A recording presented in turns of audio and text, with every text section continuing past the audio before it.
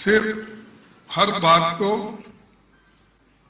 कांग्रेस को गालियां देना और कांग्रेस के भाषण को मोड़ तोड़ के कहना और शहजादे बोल के जो हमारे पार्टी के नेता को कहना, ये सारी चीजें जो जरूरी नहीं है। अरे आप तो एक इलेक्शन, दो इलेक्शन में और 2-3 साल पहले तो ये कहते थे कोई कांग्रेस हमारा कोई मुकाबला नहीं कर सकती, लेकिन बार बार फिर कांग्रेस को क्यों गालियां दे रहे हैं? इसका मतलब ये है कि कांग्रेस से आप डरते हो, और डरने वाले लोग ऐसी भाषा करते हैं। कभी मुगल की बात करते हो, कभी मटन की बात करते हो, कभी चिकन की बात करते हो, कभी बीफ की बात करते हो, कभी मुस्लिम लीग की बात करते हो, कभी मंगलसूत्र की बात करते हैं। ये एम वर्ड से बड़ा मोहब्बत है हमारे मोदी जी को। ये सब सारी चीजें जो एम से निकलती है, मटन, मुगल, मंगलसूत्र, मोदी बहुत इस चीजों को बहुत पसंद है। तो उन्होंने ये जो काला धन के बारे में भी उन्होंने बहुत कुछ बोला, लेकिन वो सब अपने मित्रों को ही काला धन का फायदा दिया। अब इधर इधर ये भी बोले उन्होंने कि राहुल गांधी जी और कांग्रेस पार्टी अंबानी और अदानी का बात करने का बंद कर दी। क्यों जा रहा है? अरे भाई, टेम्पो में पैसा जा रहा है और तुम आंखों से देख रहे हो। जिसके घर से पैसा निकल रहा है, आपका सीबीआई कहाँ है? फिर आपका इनकम टैक्स कहाँ है? और आपको अगर मालूम है तो आप क्या सो रहे हैं? है हिम्मत तो फिर करो। अदानी अंबानी के पास के पैसे किधर किधर जा रहे हैं, उनके घर जब्ती करो, ईडी का इस्तेमाल करो, आईटी का करो। देखो, ऐसी ये बचपने की बात करना एक प्रधानमंत्री जी को शोभा नहीं दिखती। मैं अहमदाबाद गया था, उसी दिन उनका भी भाषण अहमदाबाद में था, गुजरात में। तो वो भाषण कर रहे थे, उसमें उन्होंने ऐसा उचकाने की कोशिश की, दो कौमों में लड़ाई लड़ना की बात की।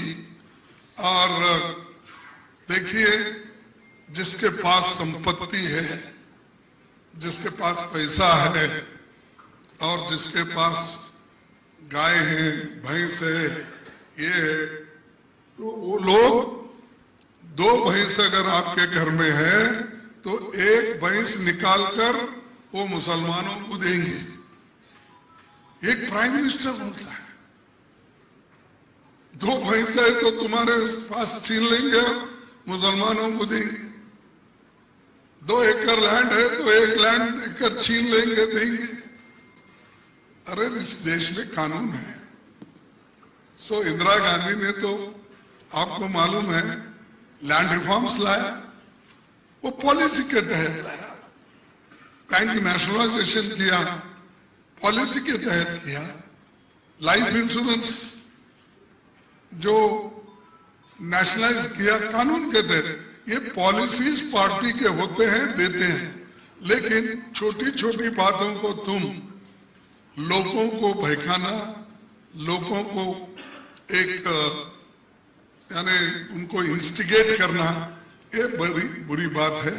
और मोदी जी अपने 10 साल के शासन में डेवलपमेंट क्या है वो छोड़ दिए और सिर्फ दूसरों को गालियां देना और छोटी मोटी बातें कह के लोगों का ध्यान भटकाने का काम उन्होंने कर रहे हैं।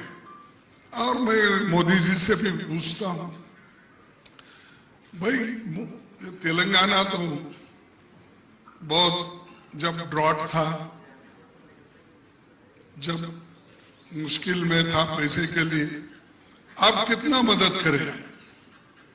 कौन से बड़े प्रोजेक्ट तेलंगाना में लाए जो पंडित जवाहरलाल नेहरू जी और इंदिरा गांधी के जमाने में आए? कौन से तुम्हारे ऐसे प्रोजेक्ट है बताओ जिस जगह 2000, 10,000, 5,000 लोग काम करते हैं? अपने प्रोजेक्ट पे बोलते नहीं, डेवलपमेंट तो तुम करते नहीं, लेकिन लोगों में फूट डालने का छोड़ते नहीं। तो इसलिए भाइयों, मैं आपका ज्यादा वक्त नहीं लेना चाहता हूं।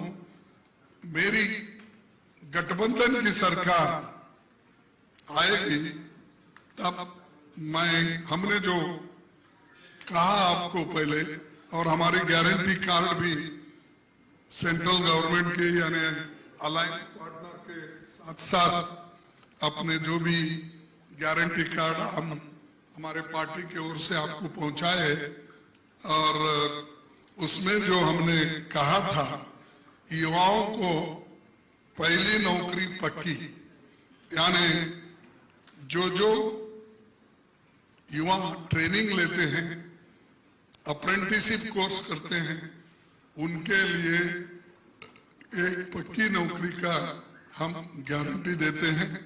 और 30 लाख नौकरियां जो हमने कहा कि ये सरकार में खाली है, सेंट्रल गवर्नमेंट पड़ी है, तो उसका इमीडिएटली हम इम्प्लीमेंट करेंगे हमारी गवर्नमेंट आने के बाद। और महालक्ष्मी योजना, ये गरीब परिवार की महिला को, मुखिया को सालाना 1 लाख रुपए देंगे, और सरकारी नौकरियों में महिलाओं को 50% हम आरक्षण देंगे।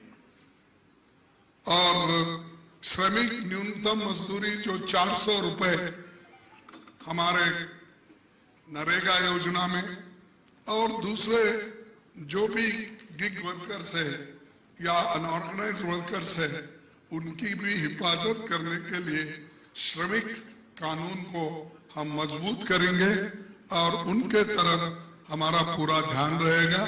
क्योंकि मोदी जी की सरकार ये अमीरों की सरकार है, ये गरीबों के लिए कोई कानून करने वाले नहीं, किए तो भी उनके दिए हुए हक को छीन ले रहे हैं। तो वो फिर से हम उनको अपने उनके हकूक को दिलाने की पूरी कोशिश हम करेंगे। एमएसपी की गारंटी, ये भी जो किसान लड़ रहे हैं और बहुत दिन से ये बात चल रही है, तो एमएसपी को जो न्याय देना है, जिस ढंग से हमारे किसानों के लिए हम मदद करना है, वो जरूर मदद करने का भी हमने इसमें गारंटी दी है। उसके साथ ही सबसे महत्वपूर्ण ये जनगणना है, जो जाति जनगणना हम जो कर रहे हैं, मोदी जी उसी के ऊपर बहुत टीका कर रहे हैं। अरे भाई, सेंसस हर 10 साल को होता है, लेकिन मोदी जी 2021 का सेंसस बाहर नहीं लाए। क्यों नहीं लाए? हर साल, हर 10 साल को बाहर आता है। उसके ऊपर जो एक निष्कर्ष निकाला जाता है, कौन से एरिया में हमको काम करना पड़ेगा और कौन से एरिया में हम कमजोर हैं, हेल्थ में कैसे हैं, एजुकेशन में कैसे हैं, और लिटरेसी प्रोग्राम कितना है, वुमेन डेवलपमेंट कितना है, और उनकी एम्पावरमेंट क्या है, चिल्ड्रन उसकी हेल्थ क्या है, और सारी चीजें उसमें बाहर आती है। लेकिन ये बाहर निकालने के लिए जाति जनगणना भी हम इसलिए कर रहे हैं, किस किस कौम में लोग कमजोर हैं, कौन से कौम ऐसे हैं जो एजुकेशन में कमजोर है, हेल्थ में कमजोर है, नौकरी नहीं मिल रही है, बिजनेस नहीं करना, उनको करने का अवसर नहीं मिल रहा है। ये चीजें हम लोग गरीबों को देने के लिए ये जाति जनगणना कर रहे हैं। तो मोदी जी ऐसी हवा उठाए हर जगह जाके, भाइयों अगर तुम्हारे घर में 4 तोले सोने हैं तो 2 तोले सोने छीन लेंगे, 4 एकड़ जमीन है तो 2 एकड़ लेंगे, तुम्हारे पास अगर 2 भैंस है तो 1 भैंस लेंगे। ऐसी बातें कर रहे हैं, यहाँ तक कि घर में घुस के अलमारी में है सो मंगलसूत्र भी वो लोग छीनेंगे। अरे मंगलसूत्र तो छीनने वाला अब तक कोई प्रधानमंत्री इस देश में पैदा नहीं हुआ या कोई लोग भी पैदा नहीं हुए। ये हिंदुस्तान है, घुस के कोई अगर करता है वो ये सिर्फ मोदी जैसा आदमी ही कर सकता, दूसरे नहीं कर सकते।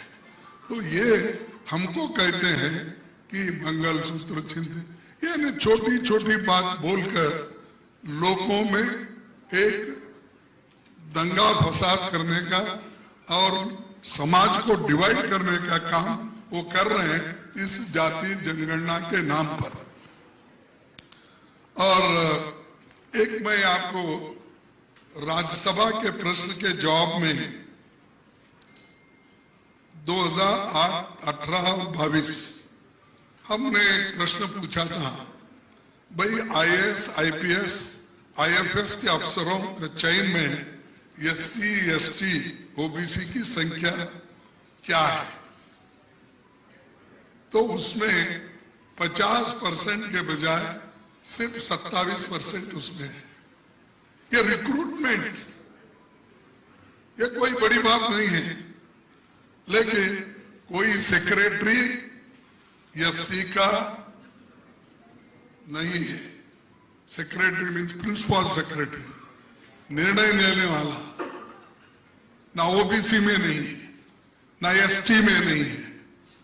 और ये लोग बार बार ये बोलते हैं कि हमने ST लोगों को खूब किया और उसके अलावा भी ये 50% आरक्षण की सीमा भी हम बढ़ाएंगे, क्योंकि सबको अगर न्याय मिलना है थोड़ा हमको आरक्षण बढ़ाना पड़ेगा। और खास